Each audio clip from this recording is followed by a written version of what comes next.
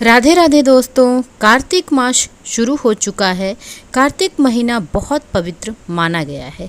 इस माह में भगवान विष्णु अपनी योग निद्रा से जाग जाते हैं और मंगल मांगलिक कार्य किया जाने लगता है। इसी माह में दीपावली का महापर्व भी आता है। पुराणों में भी कार्तिक मास का महत्व बताया गया है।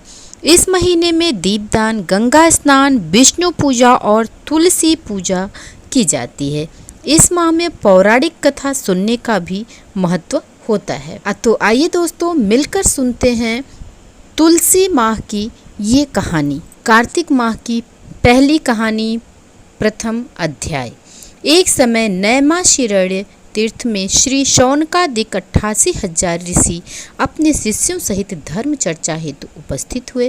श्री वेद व्यास जी के परम शिष्य श्री सूत जी उसी समय अपनी शिष्य मंडली सहित आ पहुँचे।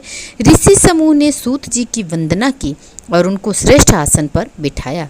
तब शौनक जी ने हाथ जोड़कर कहा, हे मुने, हम सब यहाँ धर्म चर्चा के लिए एकत्रित हुए हैं। आप कृपा करके हमें लोक कल्याण हेतु कथा सुनावें, जिससे कली काल में हमारा उद्धार हो सके। सूत जी बोले, हे ऋषीश्वरों, आपके इस प्रश्न को सुनकर मैं अत्यंत प्रसन्न हूँ। समस्त मासों में श्रेष्ठ कार्तिक मास है। मैं आपके सम्मुख उस परम पुनीत कार्तिक मास के महात्म्य का वर्णन करता हूँ, सो आप लोग ध्यान देकर सुने। वृंदावन बिहारी आनंद कंद भगवान श्री कृष्ण के परम प्रिय इस कार्तिक मास के महात्म्य को जो सुनते अथवा सुनाते हैं, वे दोनों ही अपने जन्म जन्मांतर के पापों से मुक्त हो इस लोक में अनंत सुख पाते हैं और अंत में भगवान श्री हरि के वैकुंठ लोक में निवास करते हैं। श्री सूत जी बोले, एक समय की बात है, नारद जी भगवान श्री कृष्ण के दर्शन हेतु आए। तब उनके चले जाने के पश्चात सत्यभामा जी श्री कृष्ण से बोली, हे नाथ, आपकी कृपा से मेरा जीवन सफल हो गया है। मेरे माता पिता धन्य हैं। उन्होंने मुझ जैसी सुंदर कन्या को जन्म दिया, जो आपको अपने 16 सहस्र रानियों में अति प्रिय हो सकी। आप जैसा पति पाकर मैं कृतार्थ हुई। आपने मेरा सदैव हित किया है। मेरी इच्छा पर ही आपने मुझे कल्प वृक्ष स्वर्गलोक से लाकर दिया है और मैंने अपनी इच्छा से कल्प वृक्ष को आप जैसे आदि पुरुष के सहित नारद मुनि को दान भी कर दिया है। आपकी माया अनंत है। वही कल्प वृक्ष आज भी मेरे निवास स्थान पर लहलहाता रहता है और इस बात की मृत्यु लोक की कोई नारी नहीं जानती है। हे नाथ, वास्तव में यदि आप मुझ पर स्नेह करते हैं तो कृपया मुझे मेरे प्रश्न का ठीक ठीक उत्तर देने की कृपा करें। मैं आपके इस अलौकिक प्रेम का रसास्वादन सदैव करना चाहती हूँ। मेरी इच्छा है कि मेरा यह प्रेम अनेकों कल्प तक स्थायी रहे और हे प्रभु, आप कभी मुझसे विमुख न हों। सत्यभामा के इन प्रेम रस में ओतप्रोत वचनों को श्रवण कर भगवान श्री कृष्ण अति प्रसन्न हुए और वे सत्यभामा को प्रेम सहित आलिंगन करके कल्प वृक्ष के नीचे ले गए। वहां उचित स्थान पर बैठ गए और अपनी प्रियतमा को अपने ही निकट बैठाया। अति हर्षित हो मुस्कुराते हुए बोले, हे प्राणेश्वरी, तुम मुझे अपनी सहृदयता और निष्कपटता के कारण समस्त रानियों और पटरानियों में प्रिय हो। तुम्हारे ही कारण मैंने देवराज इंद्र तक से विरोध किया और उससे कल्प वृक्ष लेकर ही छोड़ा।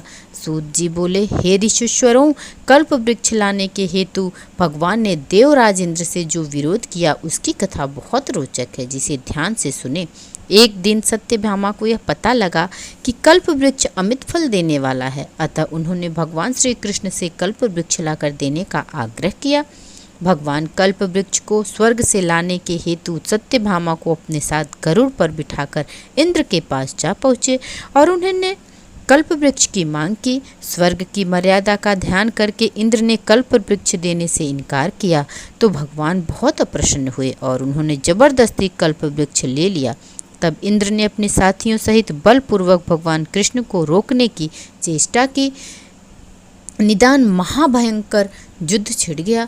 गरुड़ भी गोलोक में गौओं से युद्ध करने लगा। गरुड़ के प्रहार से गौओं के कान, पूंछ और रुधिर आदि जो गिरे वे मृत्युलोक में गिरकर गौओं के कान से तंबाकू, पूंछ से गोभी और रुधिर से मेहंदी आदि के नाम से उत्पन्न होकर प्रसिद्ध हुए।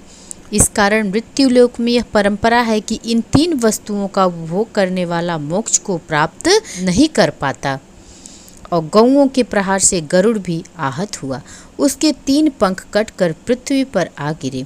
उन पंखों में मृत्युलोक में नीलकंठ, मोर, चक्रवाक पक्षी उत्पन्न हुए। अतः इन तीनों के दर्शन का फल गरुड़ जी के दर्शन के समान होता है। इतनी कथा सुनकर सूत जी बोले, भगवान कृष्ण ने सत्यभामा को पूरी तरह आश्वस्त करने के बाद कहा, हे सुंदरी, मैं स्वर्ग की अपूर्व निधि कल्प वृक्ष की वस्तु इंद्र से विरोध करके भी तुमको लाकर दे सकता हूँ, तो मुझे तुम्हारे उत्तर देने में क्या संकोच है? संकोच हो अपने प्रश्न करो। यह सुन प्रसन्न होकर सत्यभामा बोली, हे नाथ, मुझे मेरे पूर्व जन्म का इतिहास बताएं। मैं किसकी पुत्री थी? मैंने कौन सा तप किया जो आपको पति रूप में पाया? मेरा क्या दोष था जो इस लोक में जन्मी?